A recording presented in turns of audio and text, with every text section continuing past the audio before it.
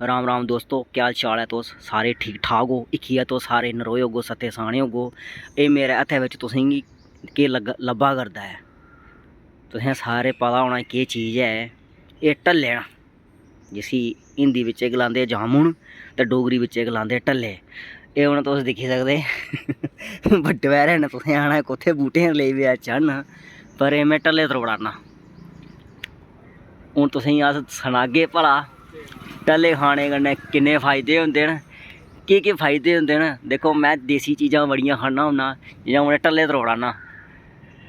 एह् तुस दिक्खी सकदे, एह् मेरे हत्थै बिच ढल्ले, बिल्कुल ताजे ढल्ले, कोई मंडी दा नहीं चुक्के, कोई कुदेआ नहीं चुक्के। एह् देसी ढल्ले। हून पाने में कुत्थै? खिसै बिच। लफाफा में आह्नन होया, फ्ही तुसेंगी अस दस्सने आं देसी ढल्ले दे केह् फायदे होंदे न। बस बने रवेओ इस वीडियो दे एंड तक। बूह्टा है ढल्लें दा, एह् तुस ढल्लें दा बूह्टा दिक्खी सकदे। बीके लंघे तूं बुड्ढा ते होई गेआं, पर बचपन अजें बी निं भुल्लेआ मिगी।